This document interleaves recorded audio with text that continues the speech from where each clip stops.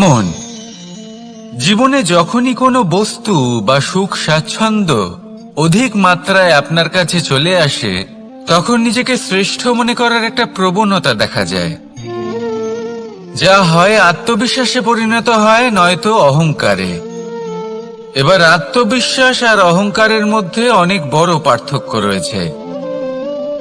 আমি এটা করতে পারি, আমি ওটাও করতে পারি, এ হলো আত্মবিশ্বাস। শুধুমাত্র আমি এটা করতে পারি, শুধুমাত্র আমি ওটাও করতে পারি, আমি হলাম সর্বশ্রেষ্ঠ, এটা হলো অহংকার। এবার এই অহংকারের ধ্বনি অনেক দূর প্রবাহিত হয়, আর এর প্রহার সর্বপ্রথম আপনাকে বিপর্যস্ত করে। এবার এই অহংকার এর বিপরীত শব্দ হলো বিনয়, অর্থাৎ নিজের ঊর্ধ্বে উঠে অন্যের বিষয়ে ভাবনা চিন্তা করা, সংসারের বিষয়ে ভাবা। এই বিনয়ী হবার চেষ্টা করুন, একের থেকে অনেক হওয়ার চেষ্টা করুন এবং একসাথে থাকার চেষ্টা করুন। নিশ্চিত রূপেই আপনি বিকাশের কারণ হবেন। মত্ততা থেকে নিজেকে দূরে রাখুন, অহংকার থেকে নিজেকে দূরে রাখুন। এই মন প্রসন্ন হয়ে বলবে, রাধা রাধা। জীবনে যখন কোনো ব্যক্তি নিজের লক্ষ্য প্রাপ্তির জন্য নিরন্তর পরিশ্রম করতে থাকেন, চেষ্টা করতে থাকেন, তখন তিনি কষ্ট অনুভব করেন, কখনো শারীরিক কষ্ট, কখনো মানসিক কষ্ট। এবার উনি এটা ভাবতে থাকেন যে আমি কি উচিত করছি নাকি অনুচিত করছি। কারণ অন্যদিকে এমন একজন ব্যক্তিও আছেন যিনি একদমই পরিশ্রম চেষ্টা করছেন না।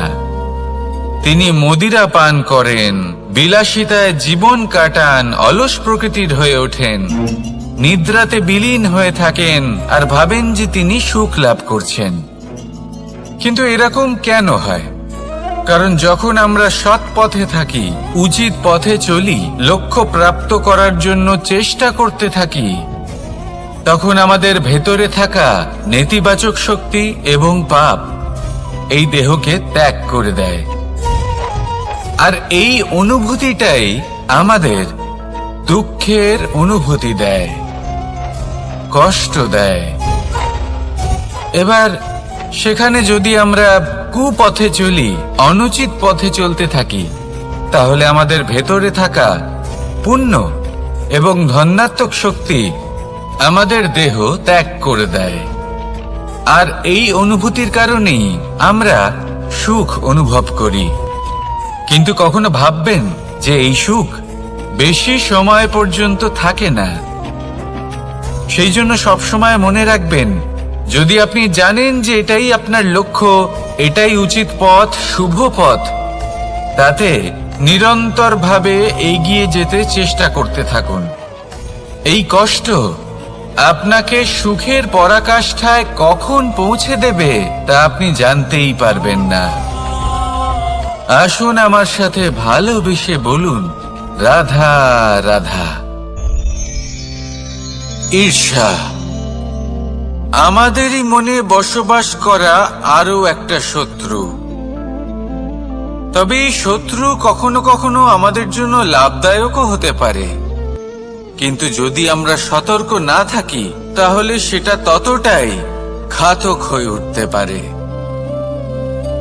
যদি আপনার কোনো প্রতিদ্বন্দ্বী থেকে থাকে যে এগিয়ে চলেছে, তাকে দেখে আপনার মনে ঈর্ষা উৎপন্ন হয়, আর ঈর্ষাবশত আপনি নিরন্তর চেষ্টা করতে থাকেন, পরিশ্রম করতে থাকেন সামনে এগোনোর জন্য, তাহলে তার দ্বারা আপনার বিকাশই হবে। কিন্তু যদি আপনি নিজের বিরোধীকে শেষ করতে দেওয়ার জন্য অগ্রসর হন, তাকে বিনাশ করার জন্য অগ্রসর হন, তাহলে এই ঈর্ষা প্রথমে আপনার বিনাশ অবশ্যই করবে। একটা কথা আছে, এটা পশু প্রবৃত্তি, আপনি শুধুই নিজের বিকাশের কথা ভাববেন। তিনিই হলেন প্রকৃত মানুষ, যিনি অন্য মানুষের জন্য প্রাণও দিতে পারেন। এই ঈর্ষা যদি আপনাকে বিকাশের পথে নিয়ে যেতে পারে তাহলে খুবই ভালো, যদি আপনাকে অন্য কাউকে বিনাশ করে দেওয়ার পথে অগ্রসর করে, তাহলে তার থেকে দূরে থাকাই ভালো। যেমন ধরুন, আপনার কাছে একটা সূচ আছে, যার দ্বারা আপনি ছেঁড়া কাপড়ও সেলাই করতে পারবেন বা অন্য কারোর পাত্রে ছিদ্রও করে দিতে পারবেন। আপনি কি চাইবেন, নিজের বিকাশ নাকি অন্য কারোর বিনাশ? সিদ্ধান্ত আপনারই। আসুন আর আমার সাথে ভালোবেসে বলুন, রাধা রাধা। বিষ এবং অমৃত, এর ভিত্তিতেই সংসার চক্র চলতে থাকে। যখন সমুদ্র মন্থন হয়েছিল তখন এই দুই প্রাপ্ত হয়েছিল। প্রথমে বিষ পাওয়া গেল, তারপর অমৃত। জীবন মন্থন করলেও এগুলো লাভ করা যায়। এবার এই যে বিষ, তা হলো অমৃতের থেকে অনেক বেশি শক্তিশালী এবং সেই জন্যই অনেক বেশি ঘাতকও। এবার বোঝার চেষ্টা করি এই বিষ আসলে কি। যে কোনো বস্তু বা কোনো ভাব যদি মাত্রার থেকে বেশি পরিমাণে আপনার কাছে থাকে, প্রয়োজনের থেকে বেশি আপনার কাছে থাকে, তাহলে সেটা আপনার কাছে বিষ সমান হতে পারে। তা সে ধন হোক, শক্তি হোক, সম্মান হোক, ইত্যাদি ইত্যাদি। যদি আপনার কাছে এমন কিছু থেকে থাকে যা মাত্রার থেকে বেশি পরিমাণে আপনার কাছে আছে, তাহলে তাকে ভাগ করতে শিখুন। যদি আপনি ভাগ করতে শিখে যান, তাহলে এই বিষই আপনার জন্য অমৃতে পরিণত হবে, আর তাদের কাছেও অমৃত সমান হয়ে উঠবে যাদের এই সাহায্যের প্রয়োজন। তাহলে ভাগ করে নিতে শিখুন আর আমার সাথে ভালোবেসে বলুন, রাধা রাধা। কোনো বাড়িতে, কোনো পরিবারে যখন কারোর জন্ম হয়, তখন তা কত সুখের মুহূর্ত হয়। সেই ছোট্ট সন্তান যখন কিছুটা বড় হয়, সে হাঁটার চেষ্টা করে, আর সেই প্রক্রিয়াতেও খুব বড় একটা শিক্ষা লুকিয়ে রয়েছে, ঠেলে দেওয়া। যখন আপনি হাঁটতে চান, সামনে এগোতে চান, তখন আপনি কি করেন? নিজের পায়ের তলার যে মাটি, তাকে আপনি পেছনে ঠেলে দেন।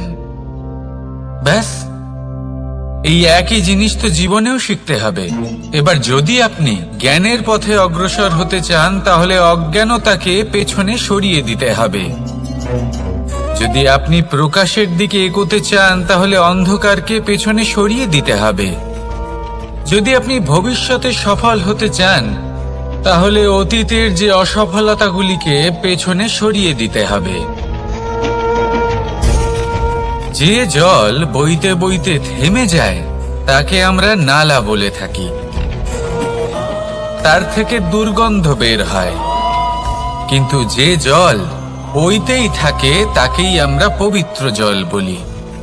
তাহলে আপনিও কর্ম করতে থাকুন, কখনো থামবেন না। আর আমার সাথে ভালোবেসে বলুন, রাধা রাধা। যোগাসন। যোগাসনে আসন অত্যন্ত গুরুত্বপূর্ণ। এবার আমি বলবো সবথেকে শ্রেষ্ঠ আসন কোনটি। আশ্বাস। নিজেকে আশ্বস্ত করতে থাকুন যে আমি আছি, সব ঠিক হবে, যা হচ্ছে ভালোর জন্য হচ্ছে। এই আশ্বাস আপনাকে জীবনে এমন ধনাত্মক বিশ্বাস দেবে যে আপনি বড় বড় সমস্যার সমাধান করতে পারবেন। এবার যদি কথা বলি সবথেকে কঠিন সময়ের, তাহলে সেটা হলো বিচ্ছেদের। যা মা সীতাকে সহ্য করতে হয়েছে শ্রীরামের জন্য, রাধা কৃষ্ণকেও সহ্য করতে হয়েছে। যে ব্যক্তি বিচ্ছেদের সময় সঠিক পথে চলে এসেছে, সে জীবনে অনেক শ্রেষ্ঠ স্থানে অবশ্যই পৌঁছতে পারবে। এবার যদি কথা বলি সবথেকে জরুরি এবং গুরুত্বপূর্ণ সময়ের, তাহলে সেটা হলো সংযোগ। সকলকে সাহায্য করতে থাকুন। আপনি অন্যদের সাহায্য করে তাদের যত আনন্দ দিতে পারবেন, ততটাই আনন্দ আপনারও জীবনে অবশ্যই আসবে। আসুন আর আমার সাথে ভালোবেসে বলুন, রাধা রাধা। কামবোধ, এটাই আপনার অন্তরের প্রথম শত্রু। বেশিরভাগ মানুষই কামবোধ বলতে লালসা বোঝেন, কিন্তু এটা সম্পূর্ণ সত্য নয়। কামের আসল অর্থ হলো কামনা। এটা খুবই সহজ ব্যাপার। মনুষ্য শরীর থাকলে, মানুষের মন থাকলে এই কামনা অবশ্যই থাকবে। এবার এটাই দেখতে হবে যে এই কামনা নেতিবাচক কামনা নাকি ইতিবাচক কামনা। অন্য কারোর জিনিসে নজর দেওয়া, অন্য কোনো মানুষের উপর নজর দেওয়া, কোনো অনুচিত বস্তুর দিকে নজর দেওয়া, এই নেতিবাচক কামনা। আর এই দুষ্কামনা মানুষকে দিয়ে অপকর্ম করাবেই করাবে।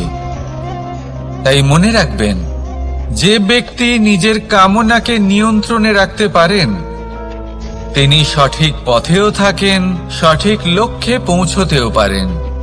যিনি কামনা নিয়ন্ত্রণে রাখতে পারেন না তিনি তার পথও হারিয়ে ফেলেন এবং লক্ষ্যচ্যুতও হন। তাই মনে রাখবেন, নিজের কামনাগুলিকে নিয়ন্ত্রণে রাখুন। কাম নামক এই শত্রুর ওপর বিজয় লাভ করুন আর আমার সাথে ভালোবেসে বলুন, রাধা রাধা।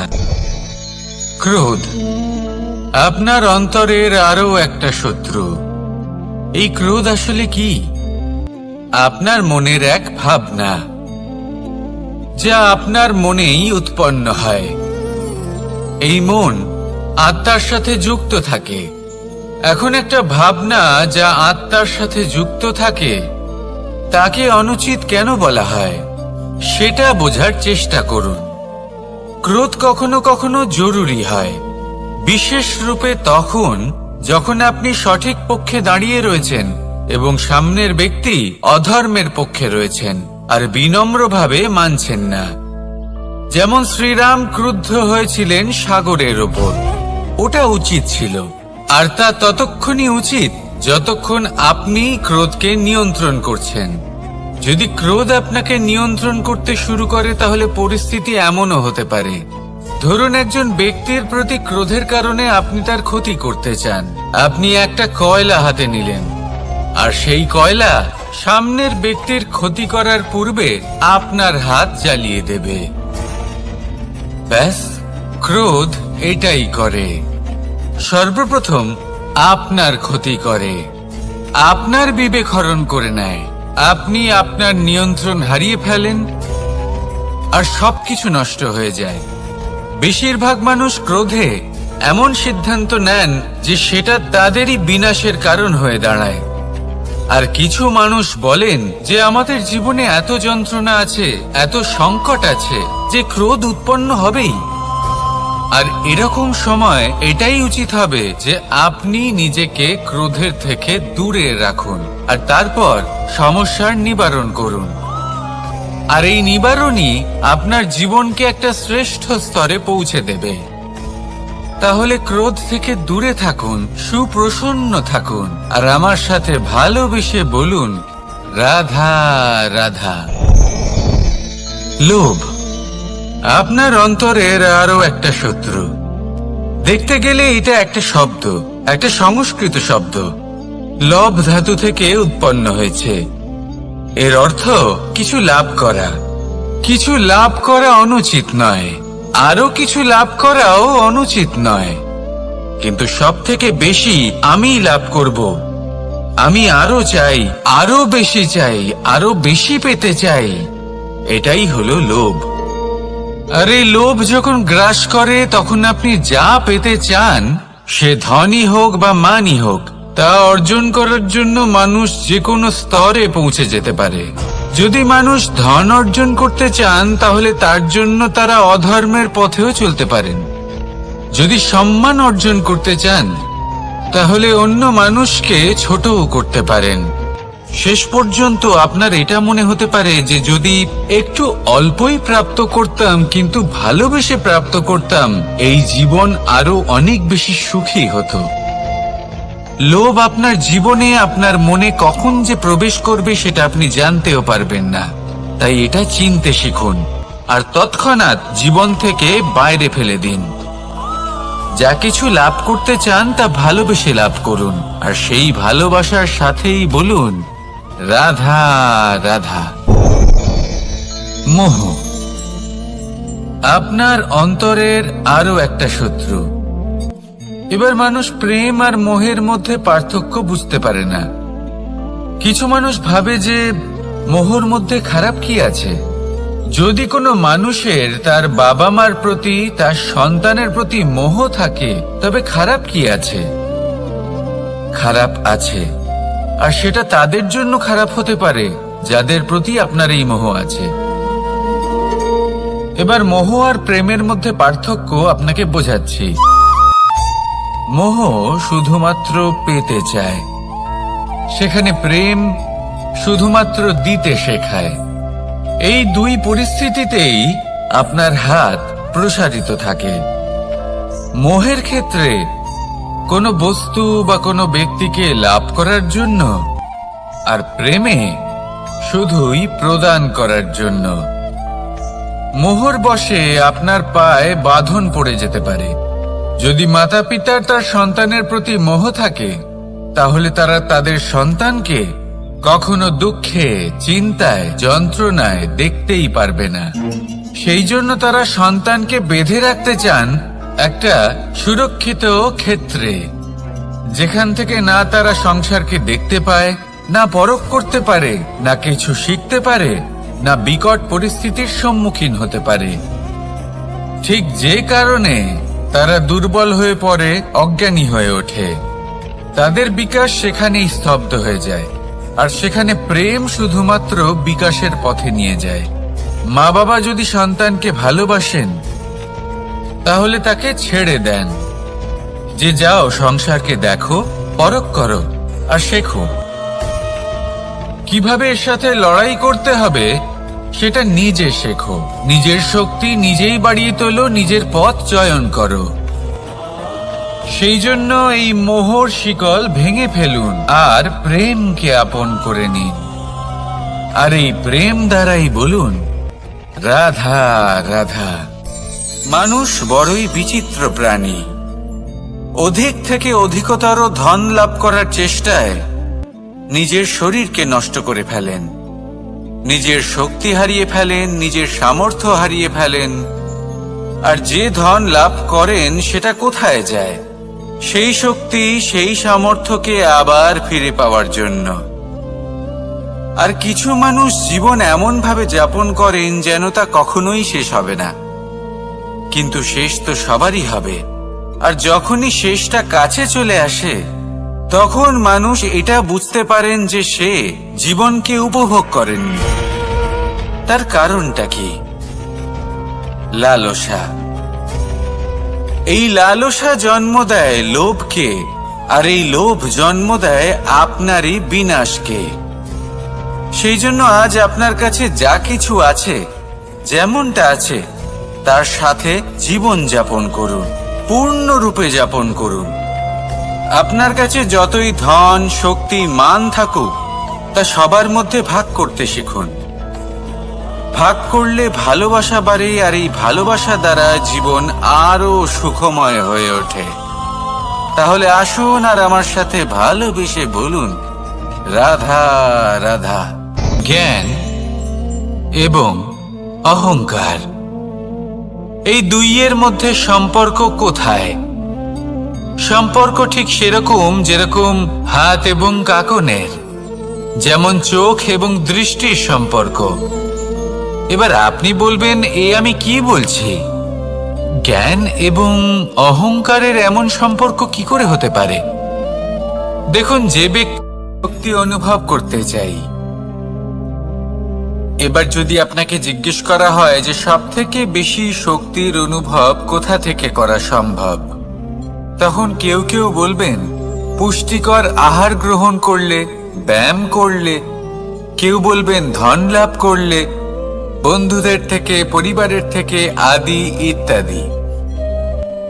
এইভাবে আপনি শক্তির অনুভব অবশ্যই করতে পারেন, কিন্তু সব থেকে বেশি শক্তির অনুভব যদি আপনি করতে চান, তাহলে তা পাবেন শুধু একতার দ্বারা, সংগঠনের দ্বারা।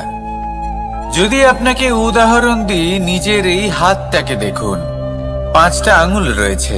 কোনো একটা বস্তুকে নিজের একটা আঙুল দ্বারা তুলে ধরার চেষ্টা করে দেখুন, বড়ই কষ্ট হবে। তখন আপনি বুঝতে পারবেন যখন এই 5টি আঙুল একত্রিত হয় তখন কোনো কাজ কতটা সহজ হতে পারে। এটাই হলো শক্তি একতার। সব থেকে ভালো উদাহরণ যদি আপনাকে দিই, তাহলে বাঁশি। এই বাঁশি থেকে অত্যন্ত মধুর সুর নির্গত হয় যা সবার মন প্রসন্ন করে দেয়। এই কথা সত্যি, কিন্তু এই বাঁশি আমি একটা বা দুটো আঙুল দিয়ে বাজাতে পারবো না। আমাকে প্রত্যেকটা আঙুল ব্যবহার করতেই হবে, তবেই এর থেকে মধুর সুর নির্গত হবে যা সকলকে প্রসন্ন করবে, ঠিক কি না? ঠিক এইভাবেই যদি আপনি চান যে আপনার জীবনরূপী বাঁশি থেকেও মধুর সুর নির্গত হোক বা সবার মনকে প্রসন্ন করে তুলুক, তাহলে আপনাকেও জীবনে একতা নিয়ে আসতেই হবে। আপনি একাও কর্ম করতে পারেন, পথ চলতেও পারেন, সামনেও এগোতে পারেন, সাফল্যও লাভ করতে পারেন।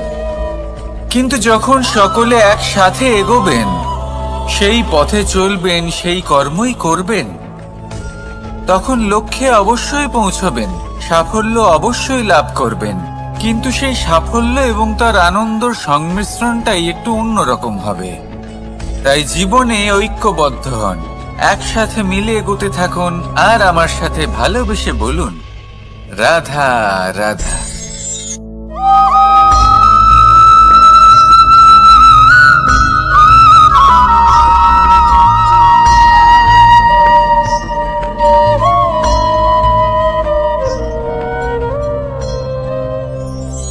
আমাদের শরীর প্রকৃতির সর্বশ্রেষ্ঠ রচনা। যে অঙ্গ প্রত্যঙ্গ আমরা লাভ করেছি, প্রত্যেকটির মধ্যে একটি নিজস্ব বার্তা রয়েছে।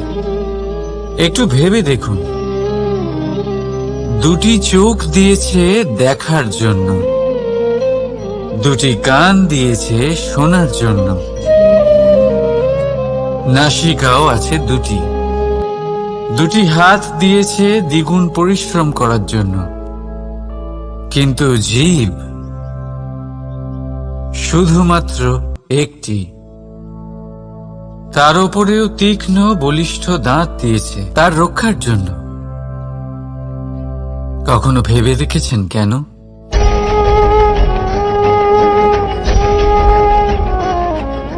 কারণ শব্দ আর শব্দের প্রয়োগ মানুষের সবচেয়ে বড় অস্ত্র, যার প্রয়োগ যত ভেবে চিন্তে করা যায়, মানুষ তার জীবনে ততটাই উপরে উঠতে পারে। তাহলে মনে রাখুন, দেখুন, শুনুন আর বুঝুন বেশি, বলুন কম।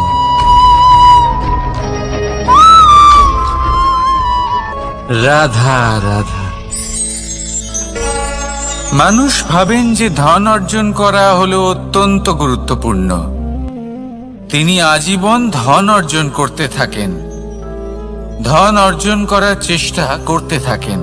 সে যাই হয়ে যাক না কেন, পরিশ্রম করতে থাকেন।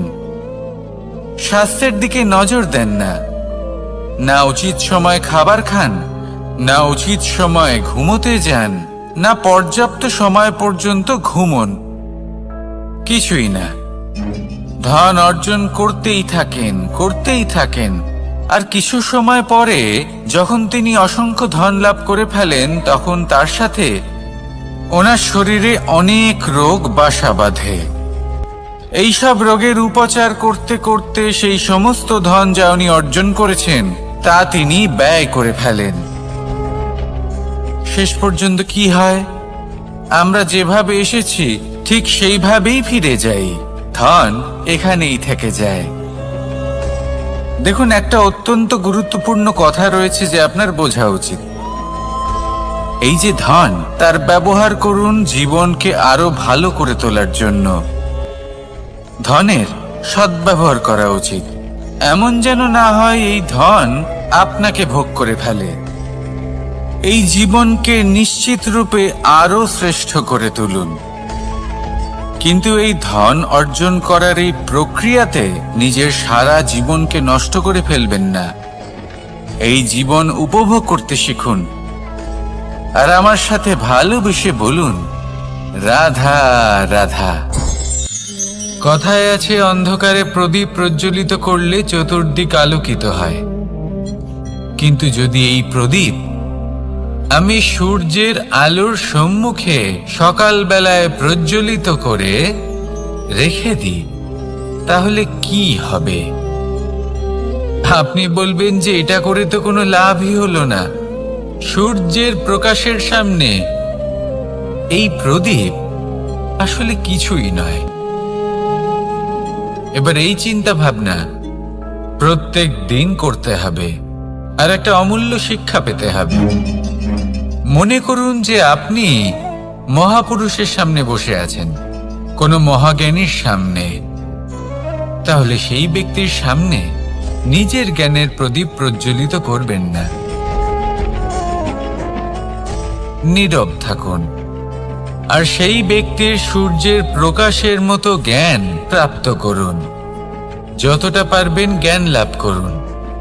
যদি এমন কোনো সময় এমন কোনো স্থানে আপনি আছেন যেখানে চতুর্দিক অন্ধকার, কারোর কাছেই জ্ঞান নেই, সেখানে নিজের জ্ঞানের প্রদীপ প্রজ্বলিত করুন। এমন করলে দুদিক থেকেই আপনার লাভ হবে। আপনার জ্ঞান প্রাপ্তিও হবে আর জ্ঞানের সঠিক প্রয়োগও করতে পারবেন। আর এই মন প্রসন্ন হয়ে বলবে, রাধা রাধা। মানুষের মধ্যে একটা বিচিত্র প্রবৃত্তি থাকে। অন্য সকলের বিষয়ে, তাদের জীবনের বিষয়ে, তাদের ব্যক্তিত্বের বিষয়ে, তাদের ভবিষ্যতের বিষয়ে অনুমান করা। এটা হলো অনুচিত। কারোর অতীতকালকে দেখে লোকে ভবিষ্যৎ বলে দিতে পারেন, বর্তমানকে দেখে ভবিষ্যতের বিষয়ে অনুমান করে ফেলেন। উদাহরণ দিতে হলে বলবো, কোনো দাসকে দেখুন, ওকে দেখে লোকে বলে যে ওর ভবিষ্যৎ সেটাই হতে পারে, অনুমান করে ফেলেন। আর এই রাজাকে দেখুন, উনি তো কত সুখী হবেন, উনি তো জগতের সব থেকে অধিক সুখী মানুষ, কত সুখ সুবিধা আছে ওনার কাছে, ধারণা করে ফেলেন। তবে সত্য তো এটাই যে কারোর ব্যক্তিত্বের বিষয়ে, তাদের ভবিষ্যতের বিষয়ে আপনি পূর্ণ সত্য কখনোই বলতে পারবেন না, শুধু অনুমান করতে পারবেন। আর এই অনুমান করে সত্যি কোনো লাভ হয় না, কারণ এই কাল সেটা হলো অত্যন্ত শক্তিশালী। কালো থেকে কালোতর কয়লাকেও হিরেতে পরিণত করতে পারে। অনেক বড় বড় রাজাকেও বিদূষক বানিয়ে ফেলতে পারে এক মুহূর্তেই। তাহলে আপনি অনুমান করে কি লাভ? কি পেলেন অনুমান করে? সেই জন্য কারোর বিষয়ে কোনো অনুমান করবেন না, তার ভবিষ্যতের বিষয়ে অনুমান করতে যাবেন না, কারোর বিষয়ে কোনো ধারণা করে নেবেন না। কিছু করতে হলে ভালোবাসুন, সবার মধ্যে ভালোবাসা ছড়ান, সবার মধ্যে ধন্যাত্মক ভাব ছড়ান। এই মন প্রসন্ন হয়ে বলবে, রাধা রাধা। কেউ বলে জীবন খুব ক্ষণস্থায়ী, কেউ বলে জীবন হলো একটা সুন্দর স্বপ্নের মতো, আবার কেউ বলবে জীবন হলো এক কঠোর সত্য। কিন্তু জীবন আসলে কি? জীবন হলো আপনারই প্রতিবিম্ব, একটা দর্পণ। অর্থাৎ আপনি জীবনকে সেইভাবেই পাবেন যেরকম আপনি নিজেকে প্রতিপন্ন করবেন। যদি আপনি দর্পণের দিকে তাকিয়ে হাসেন, তাহলে আপনি সামনে হাসি মুখী দেখতে পাবেন। এবার যদি আপনি গম্ভীর হয়ে থাকেন, তাহলে আপনি একজন রুষ্ট ব্যক্তি দেখতে পাবেন। শেষে সবথেকে বেশি গুরুত্বপূর্ণ হলো আপনার চেষ্টা। আপনাকে সবসময় চেষ্টা করতে হবে যাতে আপনি নিজেকে প্রসন্ন এবং ইতিবাচক মনোভাবে রাখেন। এটা হলো আপনারই উত্তরদায়িত্ব, তাকে পালন করুন। এই মনকে প্রসন্ন রাখুন, এই সংসারকে সুন্দর বলে মনে হবে। আর এই মন প্রসন্ন হয়ে বলবে, রাধা রাধা। মানুষের একটি সমস্যা আছে যে মানুষ সাফল্যকে মাপতে থাকেন, লক্ষ্যপ্রাপ্তিকে মাপতে থাকেন এবং তার তুলনা করতে থাকেন যে ও এত কিছু পেল আর আমি পেলাম না, ওর কাছে এত কিছু আছে কিন্তু আমার কাছে নেই। এই তুলনা করার জন্য ওনারা দুঃখী হয়ে পড়েন, নিরাশ হয়ে পড়েন। তাই আমি একটা প্রশ্ন করছি যে এটা কি উচিত? এই সংসারে আপনি কি নিয়ে তুলনা করবেন, যেখানে সূর্যদেব চন্দ্রমা দুজনেই আছেন, দুজনেই হলেন বিশেষ, দুজনেই নিজ নিজ সময়ে উদিত হন। এদের মধ্যে একজন না থাকলে তাহলে আমাদের জীবন কঠিন হয়ে পড়বে। ঠিক সেইভাবেই আপনি যদি একটা বড় রেখা অঙ্কন করেন তাহলে অন্য রেখাটি ছোট হয়ে পড়ে না, সে তেমনই থাকে যেমনটা সে ছিল। আপনার অস্তিত্ব কখনো ছোট বা বড় হতে পারে না। শুধু তুলনা করার জন্য আপনার এটা মনে হতে পারে। যদি আপনি যুদ্ধ করতে চান আপনার তলোয়ারের প্রয়োজন পড়বে। যদি বস্ত্র তৈরি করতে চান এত বড় তলোয়ার দিয়ে কিছুই হবে না, তখন প্রয়োজন পড়বে একটা ছোট্ট সূচের। তাই তুলনা করবেন না, না নিজেকে ছোট মনে করবেন না অন্য কাউকে। সবার সাথে সহযোগিতা করুন, আর যদি তুলনা করতেই হয় নিজের সাথে করুন, যে কাল আমি কেমন ব্যক্তি ছিলাম, আজ কি তার থেকে শ্রেষ্ঠ হয়ে উঠতে পেরেছি। ভেবে দেখুন ভবিষ্যতে গিয়ে আপনি কতটা শ্রেষ্ঠ ব্যক্তি হতে পারেন। আসুন আমার সাথে ভালোবেসে বলুন, রাধা রাধা। এই সংসারের সব থেকে গুরুত্বপূর্ণ তত্ত্ব কোনটা? প্রথম হলো সময়। জন্ম থেকে মৃত্যু পর্যন্ত এই যে সময়, এটাই তো হলো জীবন। দ্বিতীয় হলো জীবন, যাতে আমরা সময়ের সদ্ব্যবহার করি, শ্রেষ্ঠ থেকে শ্রেষ্ঠতর কাজ করার চেষ্টা করি। বহু বছরের এই পরম্পরা, এই সংস্কৃতিকে এগিয়ে নিয়ে যাওয়ার চেষ্টা করি। এই সংসারে আমরা অংশগ্রহণ করতে চেষ্টা করি। তৃতীয় হলো ধন, সেই ধন যা প্রত্যেক ব্যক্তি অর্জন করতে চেষ্টা করেন। এবার এই তিনটি তত্ত্বের মধ্যে একটা সামঞ্জস্য আছে, সমান ব্যাপার আছে। সে ধনই হোক বা সময় হোক বা হোক জীবন। আর সেই সমান ব্যাপার হলো যে যদি আপনি এটা গণনা করতে থাকেন তাহলে তা কমতে থাকে, যদি আপনি এটা ব্যবহার করেন তাহলে তা বাড়তে থাকে। একে সংগঠিত করে রাখতে চেষ্টা করলে এ হাত থেকে ফসকে যায়, কিন্তু যদি আপনি একে সামলে রাখতে শিখে যান তাহলে এমন কাজ করবেন যাতে সংসারের সাথে সাথে পরবর্তী প্রজন্ম লাভবান হবে। যদি কিছু শিখতে চান তাহলে সামলাতে শিখুন, গণনা করা বা সংগঠিত করা নয়।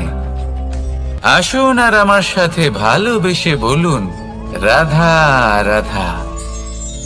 এই সংসারে সাফল্য লাভ করার জন্য জ্ঞানের প্রয়োজন হয়, পরিশ্রমের প্রয়োজন হয়, দৃঢ় নিষ্ঠার প্রয়োজন হয়, নিরন্তর চেষ্টা করা প্রয়োজনীয়।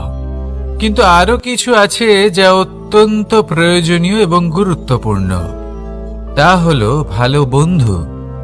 তাদের থাকা অত্যন্ত প্রয়োজনীয়। যদি ভালো বন্ধু থাকে তাহলে সময় এলে তারা ঢাল হয়ে আপনাকে সুরক্ষা করবেন। সময় এলে অস্ত্রের মতো শত্রুকে সংহারও করবেন।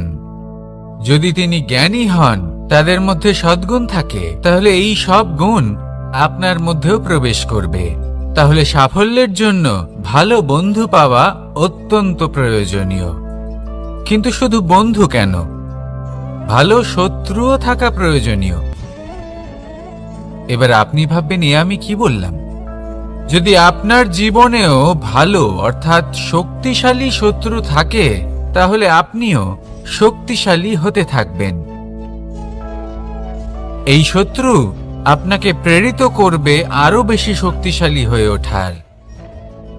কখনো কোনো হরিণকে দেখুন, তীব্র গতিতে দৌড়তে থাকে। কেন তীব্র গতিতে দৌড়য়?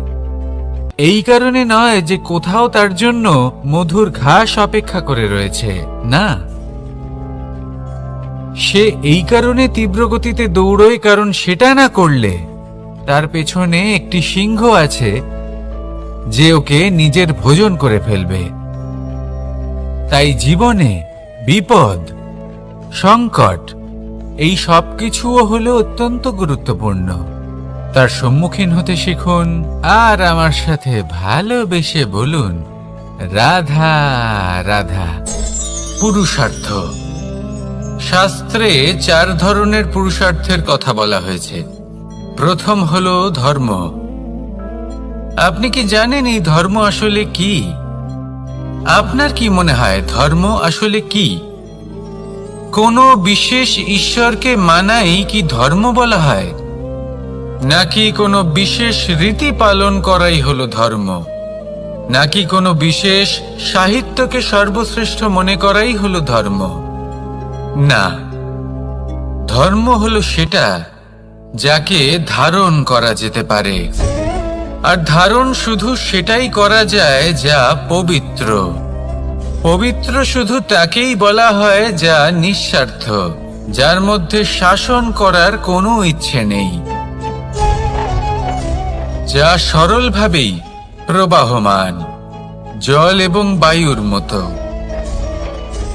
যখন কোনো ব্যক্তি ধর্মকে ধারণ করেন এবং সেই ধর্ম সেই ব্যক্তিকে রক্ষা করে, তখন তাকে ধর্ম বলা হয়। ধর্ম যা রক্ষা করে অহংকার থেকে, খারাপ চিন্তার হাত থেকে। সেই জন্য পুরুষার্থ গড়ে তোলার আগে, ধর্ম পালন করার আগে ধর্মের প্রকৃত অর্থ কি সেটা বুঝে নিন। এটা জেনে রাখুন যে সমস্ত ধর্মের আধার, সমস্ত ধর্মের ভিত শুধুমাত্র ভালোবাসা। আসুন আর এই ভালোবাসার সাথেই বলুন, রাধা রাধা। কখনো কোনো বাগানের কোনো বৃক্ষকে দেখেছেন যেখানে সুগন্ধি ফুল থাকে, রসালো ফল থাকে? তখন মন প্রফুল্ল হয়ে ওঠে, মন থেকে সেই বৃক্ষের প্রতি ভালোবাসা জন্মায়।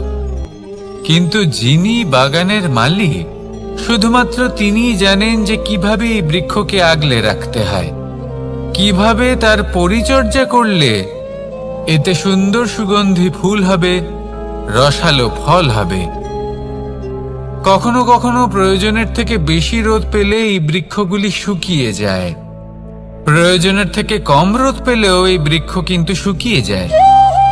প্রয়োজনের থেকে কম জল যদি পায়, এই বৃক্ষ শুকিয়ে যেতে পারে।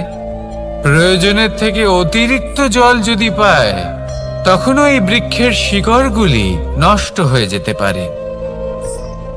এবার এটাই কিন্তু আমাদের সংসারের সাথেও হয়।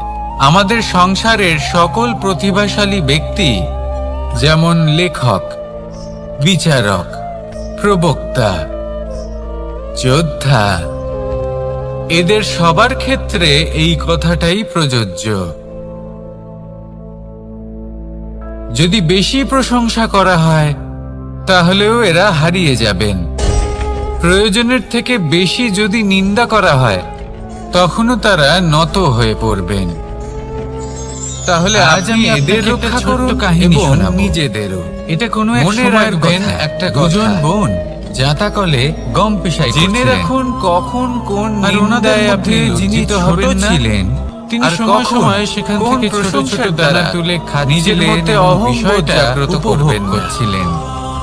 এবার দেখতে দেখতে গম পেশাই সমাপ্ত হয়ে বলবে, এবার পেশাই করা গম নিয়ে সেই দুজন বোন বাড়ি ফিরে আসছিলেন এবং তাদের ফেরার পথে হঠাৎ করে কোথাও থেকে একটি বাছুর চলে এলো।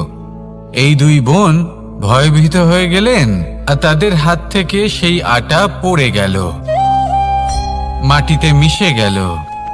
এবার এই পুরো ঘটনাক্রমে যদি কারোর বিন্দুমাত্র লাভ হয়ে থাকে, বিন্দুমাত্র আনন্দ পেয়ে থাকে, তাহলে সে কে? সেই ছোট বোন, যিনি মাঝে মাঝেই গমের দানা তুলছিলেন এবং খাচ্ছিলেন। কিছুটা হলেও উনি আনন্দ লাভ করেছিলেন। এবার এরকমই হলো আমাদের জীবনে ভক্তি এবং ভালোবাসা সংক্রান্ত বিষয়। মানুষ নিজের জীবনের দৈনিক কাজে এতটাই ব্যস্ত হয়ে পড়েন, প্রত্যেক দিন শুধু কাজ কাজ কাজ কাজ করতে থাকেন, আর তাতে ভক্তি এবং ভালোবাসার জন্য সময় বার করতেই পারেন না। দেখুন, জীবনে ভক্তি আর প্রেমের এই যে ছোট ছোট মুহূর্ত আছে, এগুলো যদি আপনি যাপন করতে পারেন তাহলে তাতেই আপনি তৃপ্তি লাভ করবেন। বাকি সবই আপনার ব্যর্থ বলেই মনে হবে। জীবনে যখনই আপনি কোনো কাজ করবেন, ঈশ্বরের প্রতি সমর্পিত হয়ে সেই কাজ করুন। আর যখনই সময় পাবেন, তাহলে সেই সময় নিজের আপনজনদের দিন। যাদের আপনি ভালোবাসেন তাদের প্রতি যত্নবান হন, তাদের শুভাকাঙ্ক্ষী হন। এই প্রেম আর ভক্তির ছোট ছোট মুহূর্তগুলো আপনার জীবনকে চরিতার্থ করে তুলবে। আসুন আমার সাথে ভালোবেসে বলুন, রাধা রাধা।